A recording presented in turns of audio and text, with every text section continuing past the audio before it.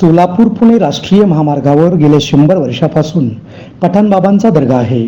या दर्ग्यावर संपूर्ण गावातील हिंदू मुस्लिम बांधवांची अनेक वर्षापासूनची श्रद्धा आहे. दरवर्षी या ठिकाणी उरूस सण हिंदू मुस्लिम बांधव मोठ्या उत्साहाने साजरा करतात. या ठिकाणी कोणत्याही प्रकारचा भेदभाव सुद्धा कधी दिसून आलेला नसताना सोलापूर पुणे दुहेरी महामार्ग करत असताना प्रशासन अधिकाऱ्यांनी दर्ग्याची व्यवस्थित बांधणी करून डिवायडरमध्ये दर्ग्याचं बांधकाम केलं.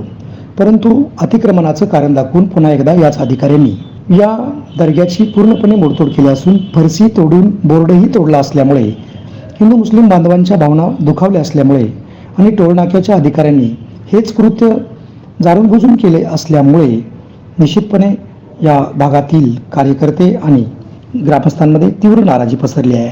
टोलनाक्यावर गेल्या अनेक वर्षापासून शौचालयाचा प्रश्न असताना तसेच टोलनाक्यावर अनेक टपऱ्या अनधिकृत असताना याकडे लक्ष न देता पठाणबाबाचा दर्गा तोडल्यामुळे या भागातील NCP कार्यकर्ते उमेश माने आपली आक्रमक प्रतिक्रिया व्यक्त करताना काय म्हणाले पाहूया. मी उमेश चंद्रकांत माने, NCP विभाग प्रमुख सावळेश्वर, कंपोस्ट सावळेश्वर दर्गा म्हणजे टोलनाका आहे तिथे. त्या सावळेश्वर पाशी एक पीर पठाणबाबा दर्गा आहे. मग ते दर्गा बऱ्याच दिवसापूर्वी ते दर्गा होता आणि राहणारच आहे. आज तिथं टोलनाक्याचे जे काय कोण आलं ते काय माहीत नाही आम्हाला, पण तिथं आल्यानंतर त्या दर्ग्यापाशी हे काय म्हणतो ते बोर्ड लावलं गेला होता. म्हणजे बरोबर मध्ये आणि अतिक्रम येते म्हणून त्यांनी ते बोर्ड काढण्यात आला आणि बोर्ड बी काढण्यात आला आणि तिथे फरशा बी टाकलेल्या होत्या ते पण काढण्यात आलं.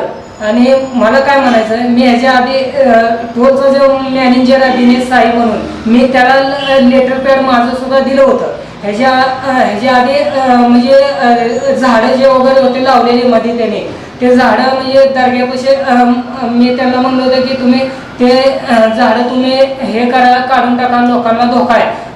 तरी बी त्यांनी त्यावेळेस काढले नव्हते. पण एखादा एक माणूस बाहेरचा एक मेल्यानंतर त्यांनी झाडं काढली ते. मग मला काय सांगायचं, आता तुम्हाला देवासाठी तुम्हाला एवढं सण होत नाही का? हे दर्गा म्हणजे आता नाही, बरेच वर्षापूर्वी हा दर्गा आहे.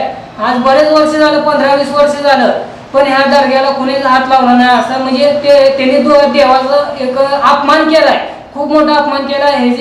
हे लवकरात लवकर त्यांनी निर्णय घ्यावा, नाही तर मी आंदोलन नाही तर उपोषणाला मी बसणार आहे. यावेळी त्यांच्या समवेत फिरोज पठाण उपस्थित होते.